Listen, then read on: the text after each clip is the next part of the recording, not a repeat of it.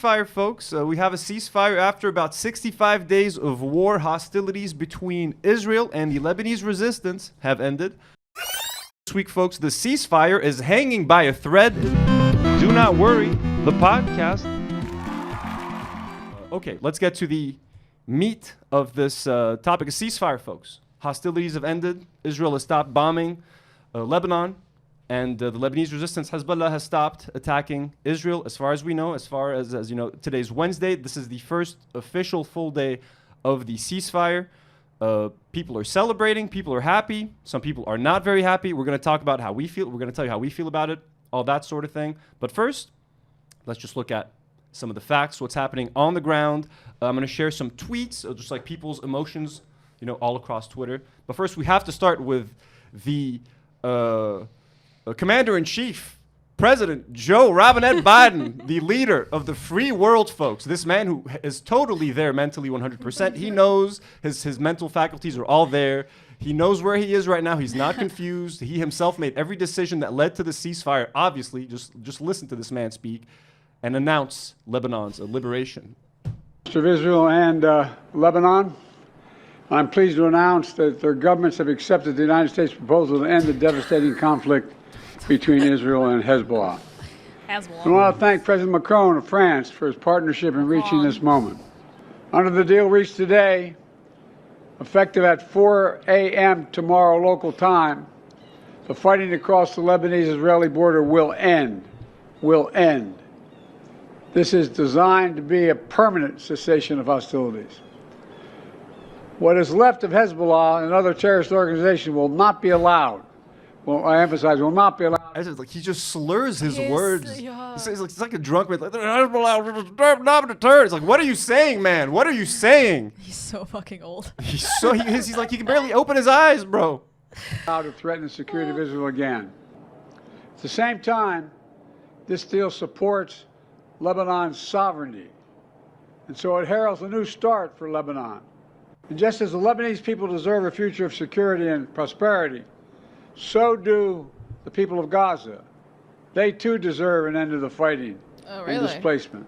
Thank you, sir. People of Gaza have been through hell. Their world's absolutely shattered. Whose fault is that, Joe Biden? In Gaza have suffered far too much. Over the coming days, the United States will make another push with Turkey, Egypt, Qatar, Israel, and others to achieve a ceasefire in Gaza. With the hostages released, he does not the mean end of the war without Hamas in power, this man, that it becomes possible. This man needs medication and applesauce ASAP. Okay, someone give this man his applesauce, put him in a wheelchair. All right, Jesus Christ, Joe Biden. Joe Biden. Okay, so that's what Joe Biden had to say about it. He's so old. But more importantly, here's what Joy Tasidis has to say about the ceasefire, folks. This is who we want to hear about. Okay, this is our man right here. Let's just play. Can someone read? Can I read it in his voice? Yeah, I'm too far to read. I'm too far to read, so go ahead. Oh, wait. POV is tomorrow morning. A ceasefire has been announced in Lebanon. We're having coffee, not afraid what will happen today, and you're finally happy living life normally. Oh, let me go back. And excited because all your friends changed their minds and brought a ticket back to Beirut this Christmas. Time to put up Christmas tree and start planning outings with. Bro, he had that ready, I think the second the ceasefire became official, he busted out that fucking TikTok, bro. He was on point with that shit, huh? Apparently Twitter's going crazy, but we celebrate. We're happy. If Joy's happy, we're happy that he's happy. Finally, he can enjoy Christmas with his friends. They're all coming back to Lebanon, folks. Life is back. Lebanon has returned. It's worth mentioning, he's been going out this entire time. And it's just something that I do want to mention. I should have probably started with that. Here are the sort of official stats. As far as we know about the total death toll, that has been, that happened because of this war. So as far as we know, and the number could be closer or over 4,000, but this is according to Al Jazeera English, at least 3,768 dead, including at least 240 children and at least 15,699 people injured. That was since the beginning of the hostilities, since October 8th, 2023, up until November 26th. So yes, the war proper started in late September. September 24th, but Hezbollah and Israel have been trading blows since October 8th, right after October 7th. So over a year of hostilities, almost 4,000 people dead in Lebanon. And I know that number might not sound as crazy anymore because we've gotten so desensitized when you hear numbers coming out of Gaza. 10,000, 20,000, 50,000.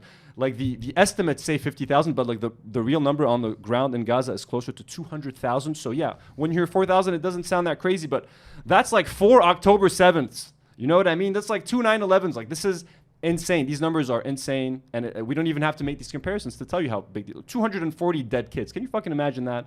Can you fucking imagine that? The mourning, the pain that these parents feel. So, anyways, just to remind you guys what has happened over this past year, and when Israel announced the ceasefire yesterday, you'd think that they would, decrease their hostilities towards Lebanon, but in fact, they did the complete opposite. They used the fact that they only had 24 hours left to bomb us to fuck the living shit out of our skies. These are just we can't show you footage because as soon as we show you any video, this video gets demonetized and suppressed on YouTube. So here are some images of Dahye.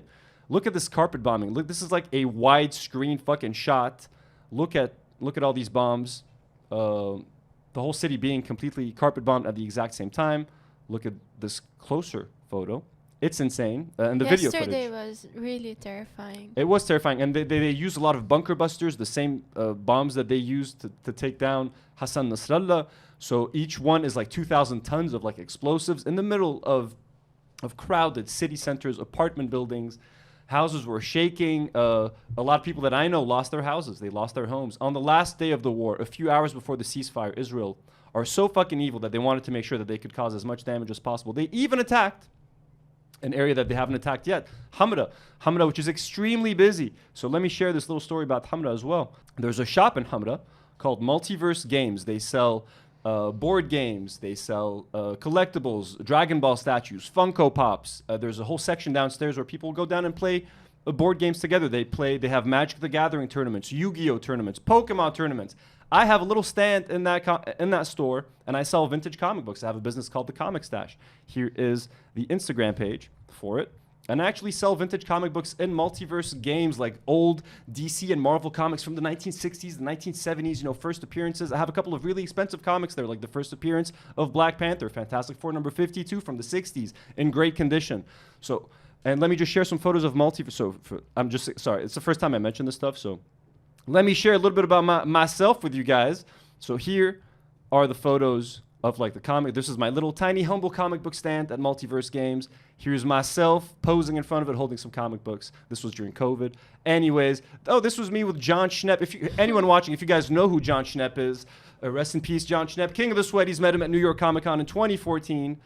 And this was me slinging comics in the streets of Beirut in like early 2015 or something. So anyways, I have been at this for a long time, and for a moment, yesterday, so this map was issued, and they were basically threatening to bomb the building right behind Multiverse Games. Again, folks, and I put out this tweet. A shop called Multiverse Games is on that street. I sell vintage Marvel and DC comics there. The dudes who work there sell board games and collectibles. It's about to get blown up. Incredibly busy area filled with people and families. This tweet got 63,000 likes, 1.6 million views, 11,000 retweets. So people like all over the internet were like reacting to this and extremely concerned for the people over at Multiverse Games. But thankfully, the guys at Multiverse are safe. They put out a couple of updates. Let me share them with you guys. And honestly, one of them got me kind of emotional. So the first update was right after the bombing. They said we were safe. We closed the store and left. The target is the building behind Multiverse. And then today, they shared this message of hope, which honestly gave me goosebumps. Despite facing the economic collapse, the port explosion, and even an airstrike attack, Multiverse endures. Each challenge has tested our spirit, but the heart of our community has kept us alive. Today, we stand as a welcoming haven for all, offering a place of escape, connection, and joy for board game lovers, no matter the odds. And this really goes to show how much Lebanese businesses have been through since like 2019, folks. Fucking COVID. The port explosion in Beirut that wiped out like half of the fucking city. I was there. I almost died. Hundreds of people died. Hundreds of businesses were affected and destroyed. Then an economic collapse. Then a war. Like, Multiverse is just one example of what every small business in Lebanon has had to endure. And let me just show some pictures of those guys, because they are the sweetest community of just nerds, folks. I just want your quintessential geeks playing card games in the basement. Okay, look at that. There's like probably some Magic the Gathering tournament going on. Here they are posing. Here's some more dudes. So I love these guys. I love that shop. It's such a nice space. If you want to encourage them, folks, for Christmas, you want to get some badass gifts for Christmas for your loved ones, go to Multiverse Games. They're going to love your support. And here's their Instagram page. Follow them on Instagram, okay? Show them some love.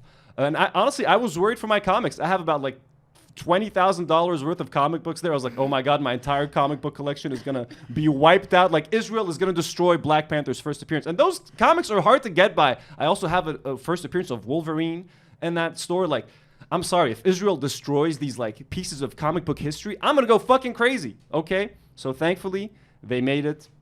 Also, forgot to share that. This is the picture of myself and my friend Nabil. We co-founded the Comic Stash together. In 2015. Forgot to show that to you guys. All right, so anyways, enough of that spiel. They survived. They're good to go. So that is just an example of how Israel's aggression, and this is just me complaining about my comics potentially being blown up. People lost their homes and Dahye, their houses, their lives, okay? So I feel bad complaining about the possibility of my comic books, something happening to them. I feel bad and stupid complaining about that.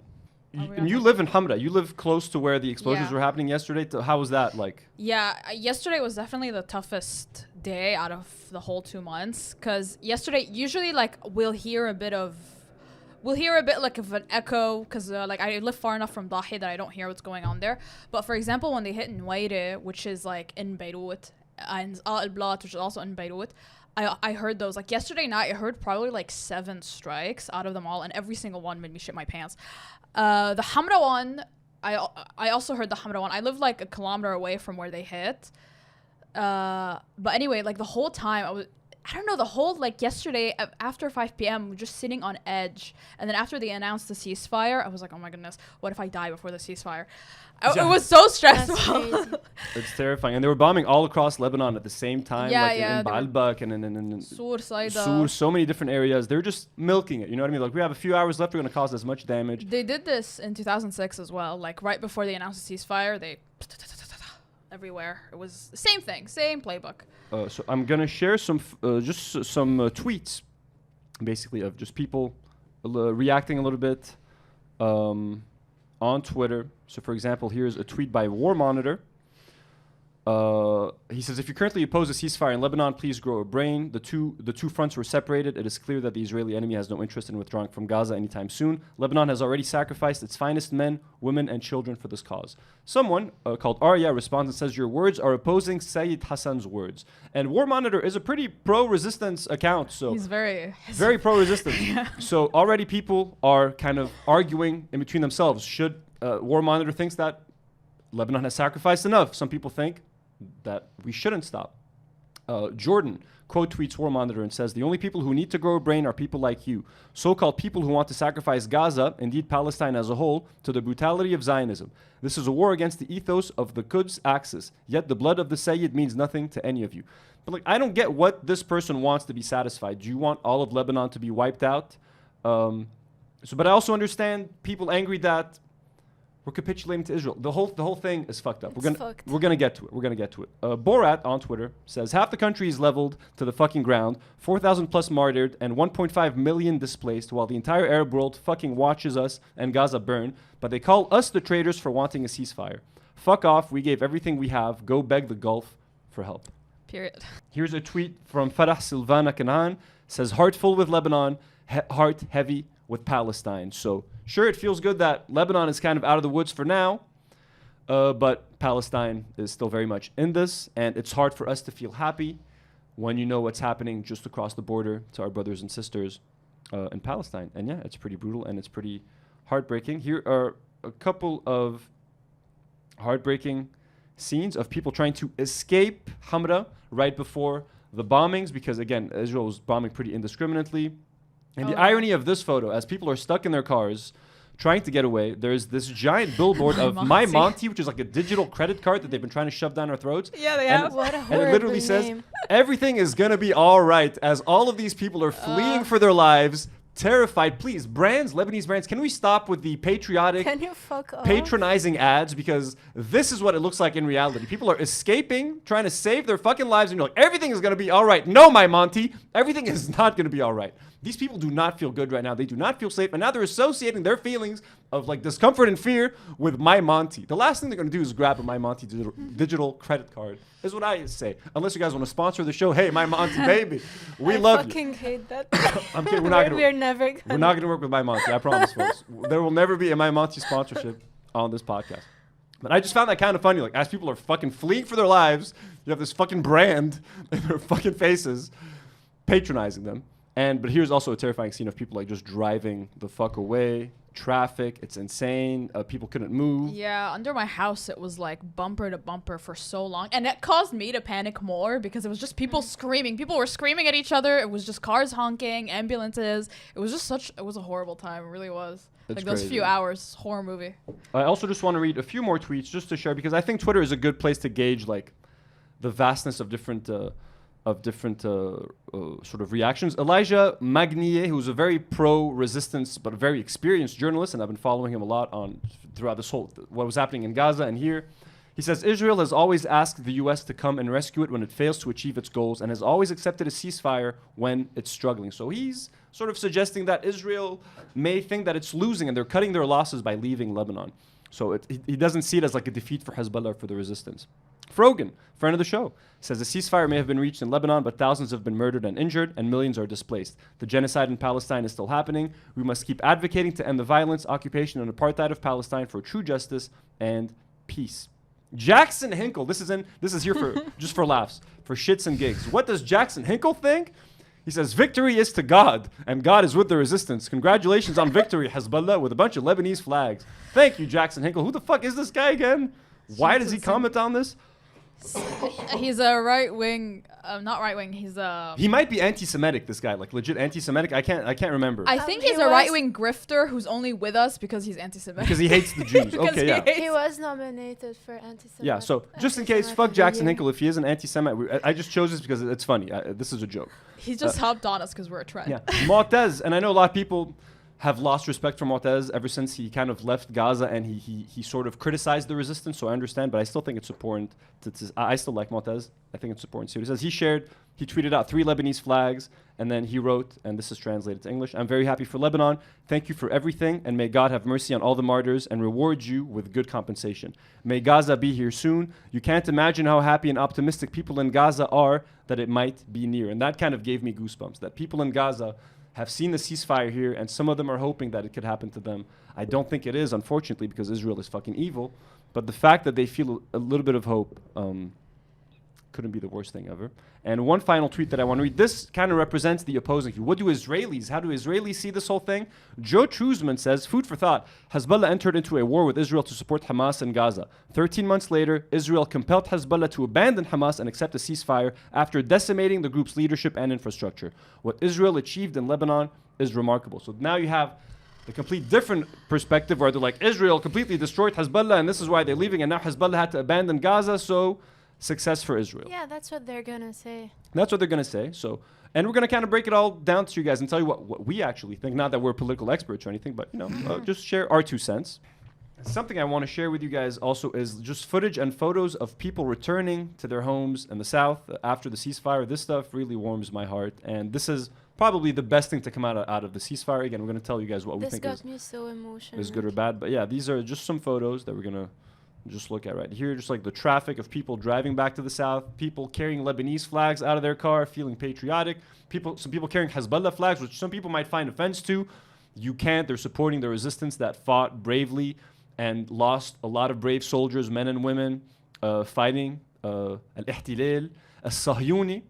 So again, look at all these people, cars with furniture on them. It's just really nice. Look at this convertible in front of the rubble. They're carrying Hezbollah flags. Hey, you got to be cool with it, yo. This lady, brave lady, holding up a peace sign, holding up a Hezbollah flag in front of some destroyed buildings, and a man smoking a shisha on a destroyed balcony. Like a badass, like a G. Nobody does it like Arabs, folks. Nobody does it like we do. And we have some videos that we can share with you guys of people returning to their homes, their neighborhoods, their villages. Let's check this out. كل عافية يا اخوان هيدي بالخيام مدورة لك وعم يبرم لك وعم يبرم الأصل علينا. That's so So he's driving right in front of an Israeli tank. He doesn't give a fuck, dude. The guy is right in front of an Israeli tank. He's holding up a peace sign. Holy shit, I've not seen that before. That's pretty badass. Residents return to the south. So here's a video of residents returning to the south.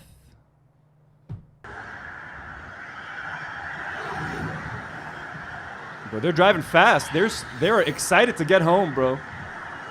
If their homes are still standing. So can you imagine being away, being forced out of your home for like 2 months? You just want to get back, put your fucking feet up, watch a fucking movie or TV show, make some fucking tea with honey. Just be cozy in your home, and they deprive you of that. Just those little basic joys of life. You can't even do that.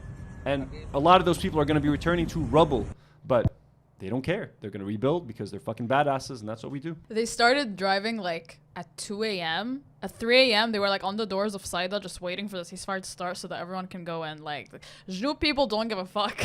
Yeah, here's a final third video.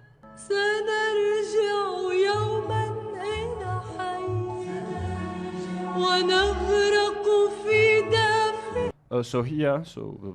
Keep playing this for a little See, bit.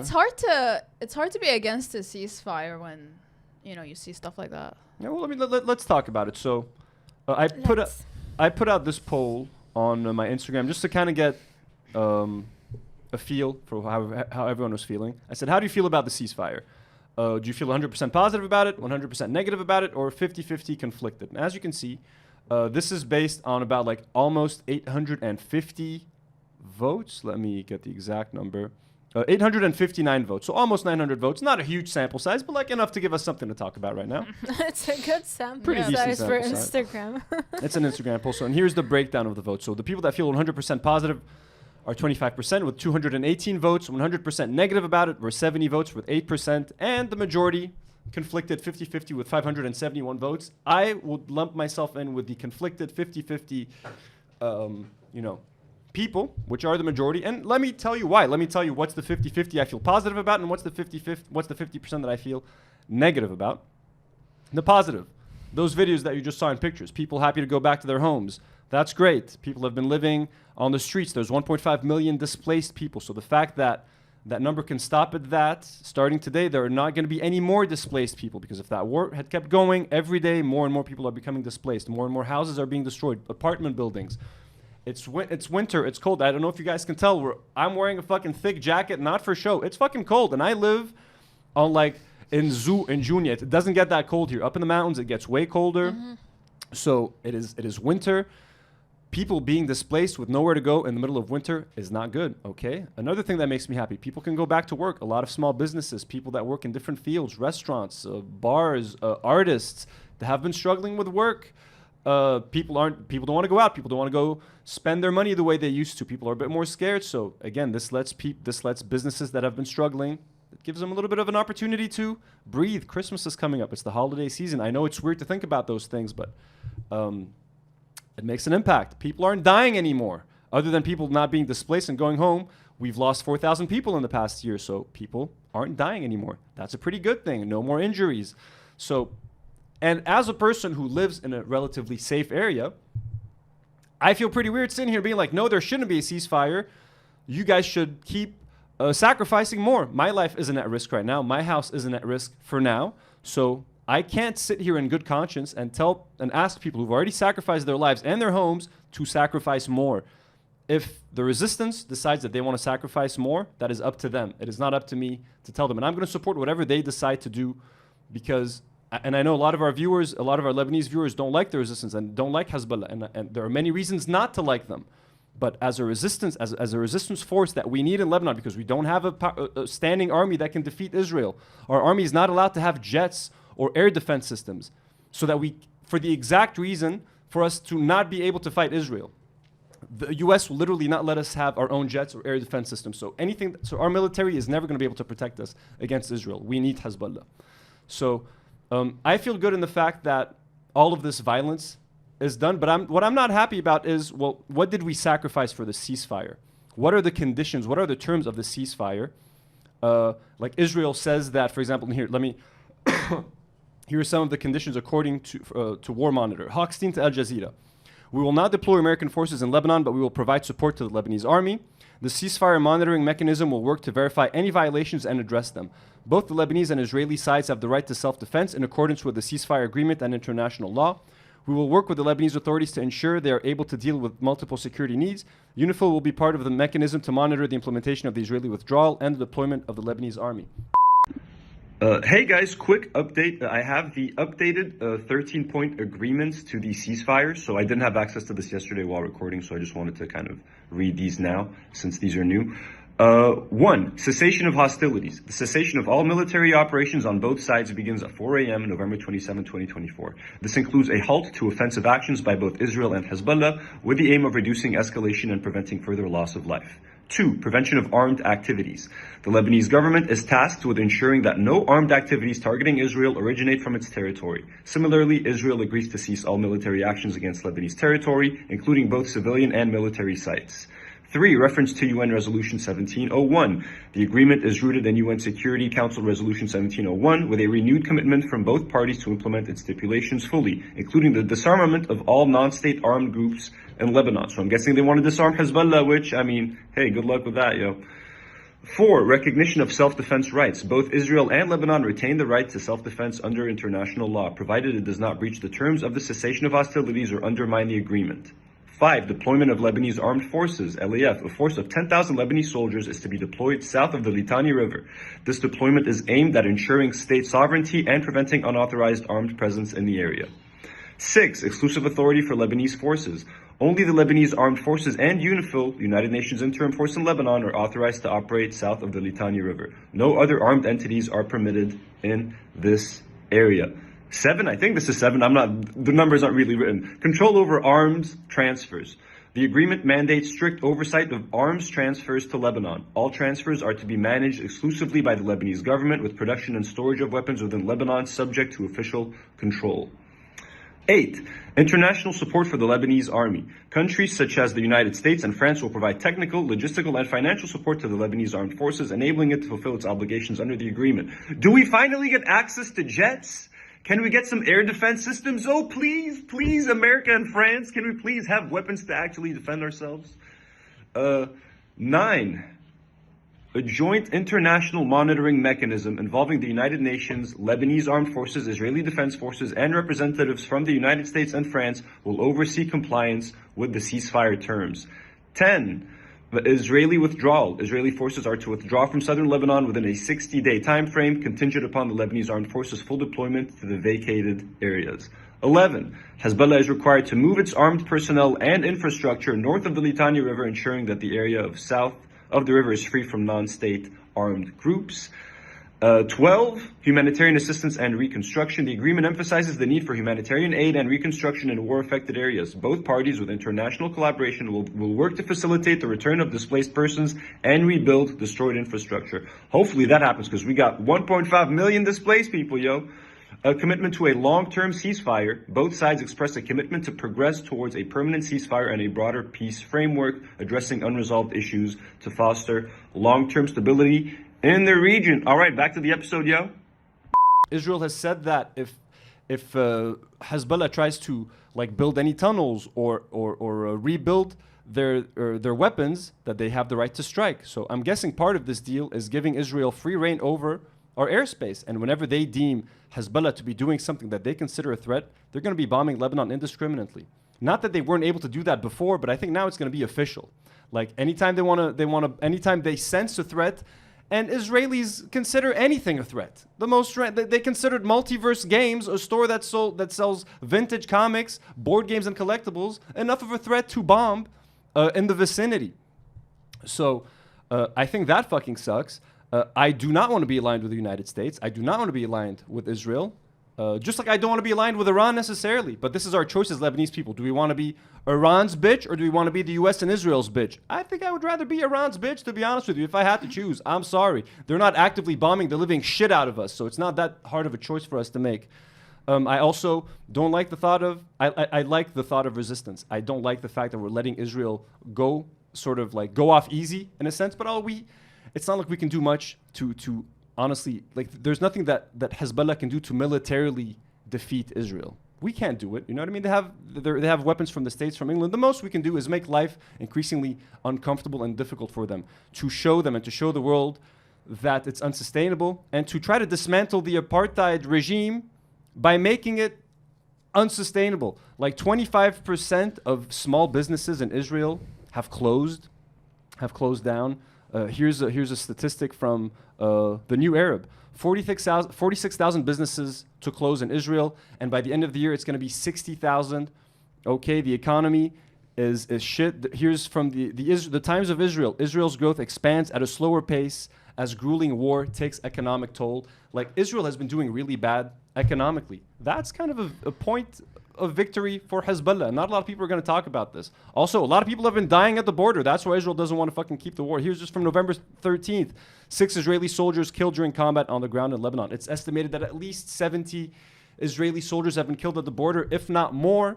Israeli soldiers don't want to fucking come into Lebanon because the same thing happened in 2006. It's complicated. I'm happy that people can feel some relief. I'm not happy that Israel is still doing what they're doing in Gaza. And yeah, the fact that we have ceasefire here but not in Gaza is kind of heartbreaking. But I don't know. I've been rambling. What do you guys think? What you guys feeling? I don't know. Like, no, I'm also conflicted. I'm glad that, you know, I agree with you on everything. But like, I saw a bunch of tweets coming out of Gaza about like journalists in Gaza and Mabarishu, and everyone's happy for us. Like, no one in Gaza's mad that we got a ceasefire before they did. So like, no, the fact of the matter is, it's good. The ceasefire is a good thing. What I'm stressed about, what I'm worried about, is our like American imperialism era. Like, I'm worried that the U.S. is gonna get involved in us because they're pressuring the parliament to vote in a president. Like, they're gonna start, you know, deciding on a president soon for us, and I don't know. It's just everything is stressful right now. So absurd. It's absurd, and like they want to dictate our relation at the border and the whole like. I don't know. It's stressful. It is crazy. You can't not be happy for a ceasefire. I mean, everyone deserves a break, that's for sure. Like, as you were saying, no, it's stupid to think about Christmas now, but like, it's basic human needs. And Joy, like, this is friends. Christmas is fun. Christmas is fun. Joy's friends are coming to celebrate with him. We got to be happy about that. I mean, we're worried about enjoying and celebrating, and I totally get that, and it's fine. We just feel guilty about what's happening in Palestine. Like, okay, they're done with us, but it's still happening there. And it's going to happen again. How many of these agreements have we had? Like, Yeah. you know, Yeah, it's just confusing because, as you said, what is a threat to Israelis? So what can we do? And I get the people that, so here 8% of the people said that they're 100% unhappy with the ceasefire. I also get those people. I'm not going to sit here and judge them like, what, you want more death? I get them, bro. Imagine your house was destroyed by Israel. You want fucking revenge. You don't want the resistance to stop. Like, if you lost a family member, you might be in that 8% that feels completely negative. I understand people being angry. I understand people not wanting to abandon Gaza.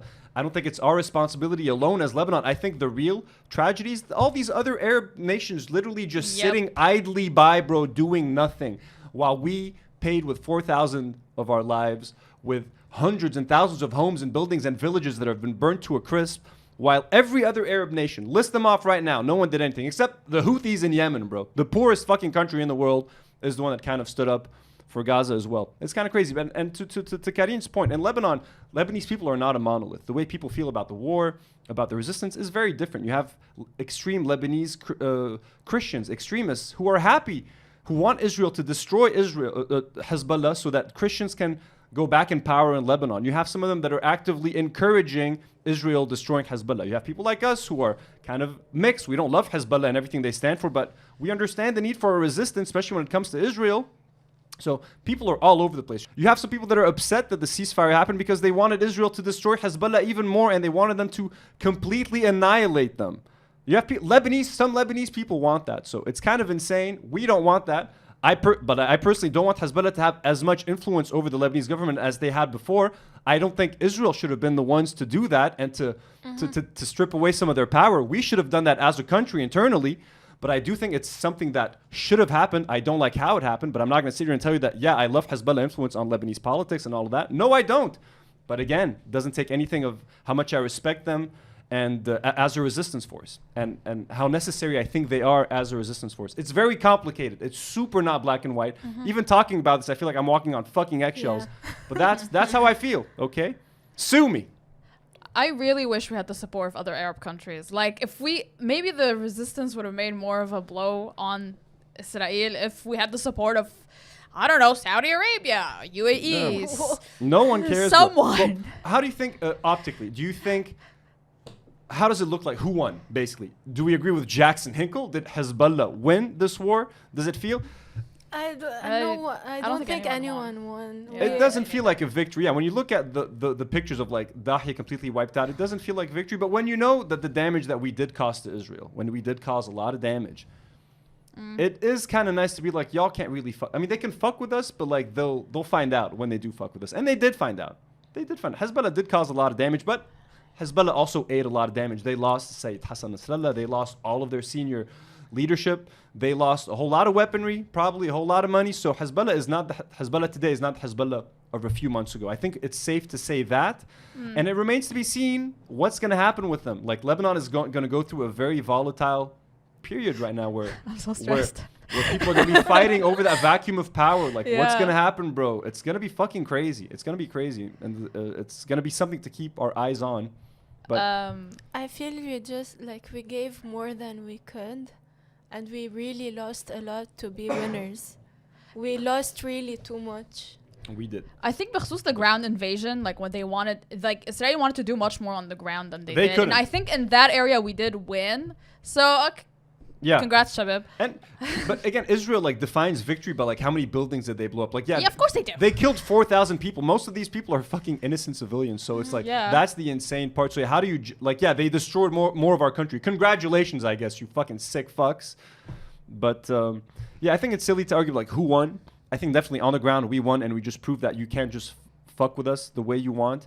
But at the end of the day, I think it's important for us to remember this. Like, we can't just move on tomorrow like nothing happened. We can't forget this last year, and we have to keep boycotting. We have to keep making our voices heard. Like, we have to keep acting like the war is still happening. We cannot stop boycotting. We have to make it clear that we do not want to be associated with these fucking countries. Vote with your wallets. Purchase things responsibly. Know where you're spending your money, where you're going, who you're spending time with. And we need to stand for our brothers and sisters. No, like the war is done here; it's not done in Gaza. Another random example of how Hezbollah won. Just a quick. Strauss divests stake in Sabra Hummus venture to PepsiCo for $244 million. The food manufacturer sells holding in joint venture after declining sales amid fierce competition and an uptick in the anti-Israel boycott campaign in the U.S. So, folks, Ethan Klein is losing his shit because. Strauss has divested its stake in Sabra because Sabra hummus sales are down in the U.S., folks. We did it. Yay. We did it, folks. We did it. And on the topic of Sabra hummus, Noor has insisted that we watch this video of a lady making a turkey out of Sabra hummus. Hummus. For Thanksgiving. Happy Thanksgiving, by the way, Americans. How to make the viral hummerki. Yes, a giant turkey made of hummus. You'll need 6 tubs of the 17-ounce classic Sabra hummus. Spray a turkey-shaped cake pan So with much. vegetable oil. Freeze for 6 hours. Once frozen, spread more Sabra hummus in between the 2 sides to form your hummerki. I like to dress my hummerki. you call it a murky? Hummerki. Let Like it thaw hummus and turkey? enjoy. Send this to someone you want to share hummerki with This is this terrifying, Thanksgiving.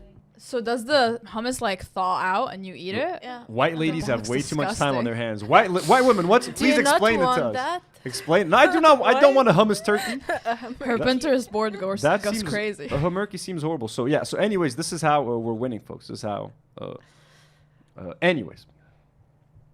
6 tubs of Sabra hummus. I'd rather die. If anyone has tasted it, let me know how it tastes because I'm so curious. Because apparently a lot of people who've had Sabra in the U.S. assume that that's what all hummus tastes like, and I'm sure it's not. So just let me know how bad it tastes. I've had Sabra. It's really bad. Oh, I had it on campus when I lived in the States that's a few crazy. times. With I think pretzels. I've heard citric acid. I heard it's sour. Yeah. It's really bad. It's really bad. It tastes super chemically and like processed. It doesn't taste like That's anything citric natural at all. acid. So we had a visit. So before the ceasefire got announced, Lebanon got a visit from what's the guy's name? Hochstein. He's Amos Hoxie. Amos Hochstein. He is the who is he? He's a U.S. envoy. He's the U.S. envoy to Lebanon, and he went to Starbucks. So after he had a meeting, he went to Can't be Starbucks, more on the nose. and then people, this was kind of a controversy. People were tripping over themselves to pay for Hochstein's Starbucks. Okay, so like the biggest fucking ask, like they're literally bombing the shit out of us, and these people are tripping over themselves to fucking buy this guy a fucking coffee.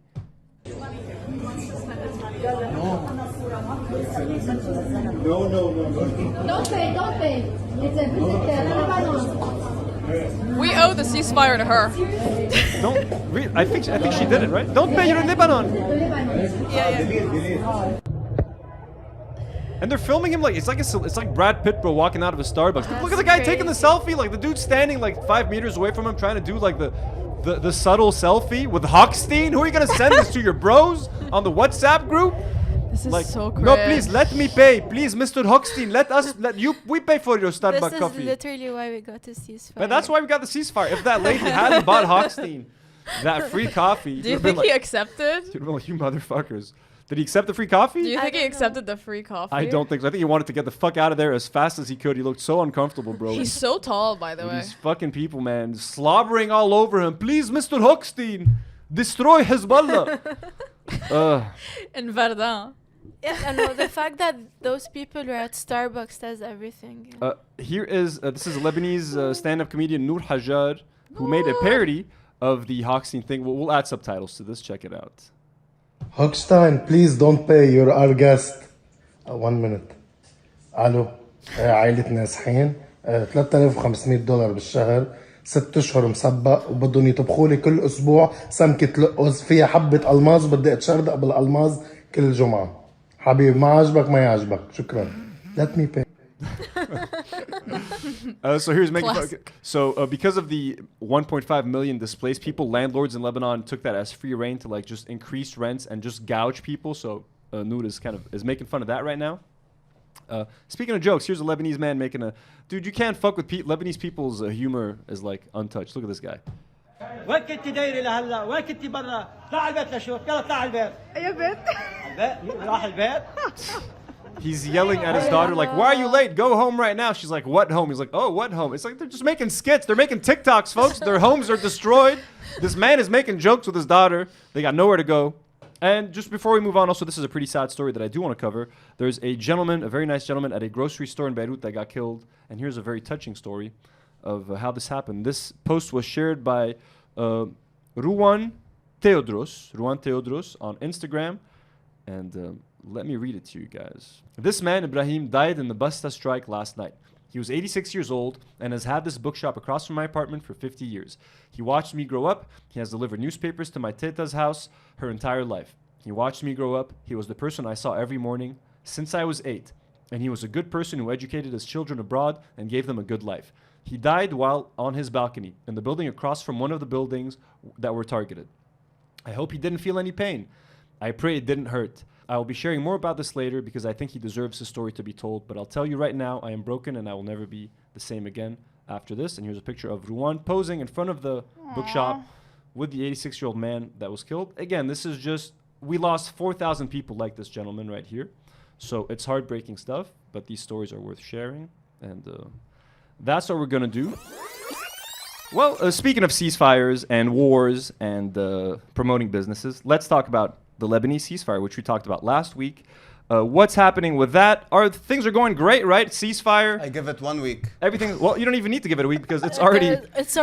It's already broken down. So here, there's been a lot of violations. So here is a graphic from Megaphone News. It says, well, as of this recording, there's been more infractions, but 74 Israeli violations of the ceasefire so far. So that includes a whole bunch of things. 2 days. This will no after doubt the reach ceasefire. 100 by Thursday. And that was like literally 2 days after the ceasefire. It has reached 100. Let me read some more details for you guys. So the Israeli army violated the ceasefire in Lebanon 74 times since the agreement came into effect on November 27th, killing 2 people and injuring 6 others, according to a tally by Anadolu agency. On Monday, the Israeli army fired machine guns at homes in the town of Naura in southern Lebanon and renewed its warning to residents of 62 southern towns not to return to them.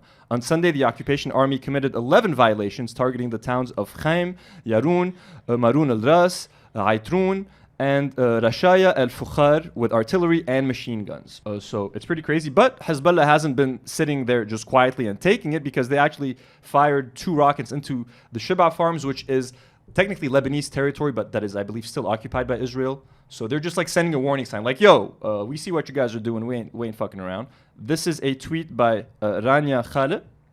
She says Israel is carrying out airstrikes across southern Lebanon because the Lebanese resistance fired 2 rockets at them in response to over 60 Israeli ceasefire violations in 5 days. The Israelis are being so outrageous that their American handlers have told them to calm down. And let's read some of these things in some more detail. So, yeah, here's the title from the Jerusalem Post. Calm down, U.S. officials tell Israel, sources reveal to Post. So 6 days into the ceasefire between Israel and Hezbollah, tensions on the ground remain high. You need to calm down, U.S. officials reportedly told Israeli counterparts in recent days, according to a source familiar with the discussions. This comes amid daily Israeli airstrikes targeting what Israel claims are Hezbollah violations to the ceasefire, including reports of Hezbollah operatives patrolling the border area and rebuilding rocket storage sites. Again, Israel can consider anything an infraction. If they see someone digging a hole to bury their pet, oh, they're digging a tunnel, murder them. So this is what you should expect. They're going to use any and all excuses to break the ceasefire. But if Lebanon responds, oh shit, we need to destroy the fuck out of you guys. But if Israel breaks the ceasefire 75 times, it's okay. We're supposed to sit there and take it, because that's the only reason we got a ceasefire. That's part of the deal. Because their propaganda paints them as if they're defending themselves. Always. They're always defending themselves. They're the victims. And there have been drones flying over Beirut again. Like, one of the first things that stopped when the ceasefire happened was the non-stop buzzing of drones over Beirut, over many areas of Lebanon. That buzzing has returned. The drones didn't even last for 24 hours, the ceasefire. So it says here, the frustration expressed by the U.S. and France co-chairs of the ceasefire monitoring mechanism extends beyond Israeli airstrikes. Both nations view the return of Israeli drones over Beirut as a violation of the ceasefire. We have warned both sides, Israel and Hezbollah, against actions that jeopardize the implementation of the ceasefire agreement, officials told the Jerusalem Post. And this is another worrying tweet that I saw by Omar Tammo. He's a Lebanese journalist and financial analyst. It says, Israel says Lebanon, not just Hezbollah, will be a target if truce ends, according to Bloomberg. Here's a quote. If the ceasefire collapses, there will be no more exemption of the Lebanese state, Israel defense minister says. Distinguishing between Lebanon and Hezbollah will no longer be the case, he says. So that means safe areas like the one that I'm living in right now that we've all been so comfortable talking about, like there's relatively safe areas, but they're only bombing Dahin. According to this guy, the Israeli defense minister, if the ceasefire is broken, all of Lebanon is going to become a target. I'll become a target. They'll become That's a target. what they want eventually. They've always said that. They keep saying that, yeah. Hell, ceasefire is just an act. It is. They're just buying time, and Trump is gearing up to do some crazy shit. So, I mean, a lot of people have been asking us about this. We didn't get to ask you, Elijah. How do you feel about the ceasefire? Bullshit. When it was first announced, I gave it 3 days. I was shocked. It's still lasting. But yeah, max a week. But like, What's shocking me is all the Lebanese people going back and starting to rebuild. I'm like, give it at least a month or 2. Make sure the ceasefire is actually set in stone, because what you're building is gonna But people are just eager to go home. I get them. Like, they've been away from their homes for 2 months. The whole family's living in cramped rooms together. They just want to go back to normal. You know what I mean? For example, family of someone I know, they're fixing the house in Dahir. Give it some time. Yeah, I get what you mean. So sticking to the topic of Israel and stuff, you guys know that Israel is considered a safe haven for pedophiles. We've spoken about that numerous times on the show. Anytime someone is accused of being a pedophile, or if they're even found guilty of being a pedophile in a jury of their peers, they run away to Israel. If they're Jewish, they can run away to Israel, and it's a safe haven. The law doesn't go after them. They can live safely amongst everyone. Those constant memes about if you open a sex offender app in Israel, you're just going to see red all over you because everyone there is a fucking sex offender. And they just got a new addition to their collection, folks. A star of House of Cards, Kevin Spacey, folks.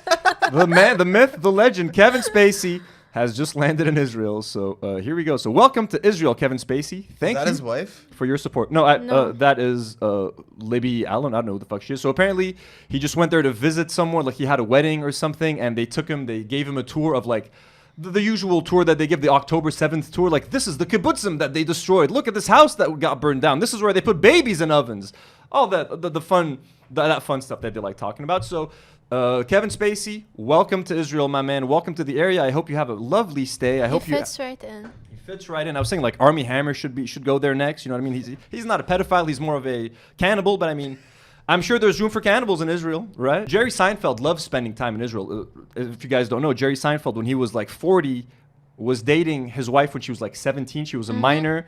Then like when she turned 18, like he would pick her up from high school and shit. Weird ass shit, bro. What the fuck? Jerry Seinfeld's fucking disgusting, bro. I can't believe I used to fucking like that show. Nasty shit. Trump put out this tweet he has, what is this, Truth Social or whatever the fuck? So he put that, so he got a visit, actually, before we read that. He got a visit from Netanyahu's wife and his son. Here's a photo at Mar-a-Lago of Donald Trump with... She looks like Satan. Bro, she literally looks like the devil, right? She literally looks like the devil. And I'm not trying to be a dick, but like sometimes people... Their faces reflect their insides. Look at that evil fucking monster, bro. She looks evil. And look, this is the son, whatever. They're just having dinner with Trump at Mar-a-Lago. So not long after that dinner, not long after that, here is a tweet that Donald Trump put out, or whatever, a post on Truth Social. Everybody's talking about the hostages. I don't do good. That's good. That was good. So good. You guys like it? All right, let me try. I'll try to edit your red face. Everybody's talking about the hostages who are being held so violently and inhumanely against the will of the entire world. I don't think it's very good. I'll work on it. In the Middle East, but it's all talk and no action. Please let this truth serve to represent that if the hostages are not released prior to January 20, 2025, the date that I proudly assume office as President of the United States, there will be all hell to pay in the Middle East. My question is, what is left to do to Gaza, bro? What else are you gonna do? You want to nuke it? Just nuke it. But you'll get rid of Israel at the same time if you do that. They have paid hell. They have paid and then some. They have negative money. And for those in charge who perpetuated these atrocities against humanity, those responsible will be hit harder than anybody has been hit in the long and storied history of the United States of America. Release the hostages now. Horrible. Anyway, that's Donald Trump. Okay, he's having fun. And the kiss asses in Washington, D.C. just love quote tweeting him. And President Donald Trump. So this is Governor Mike Huckabee, who is, I forgot what his role is. He is now like is he the American Israeli foreign minister or something? I can't remember. Says, this is my president. There must be serious consequences for holding any hostage, but America needs to exact severe consequences for kidnapping and murdering American hostages.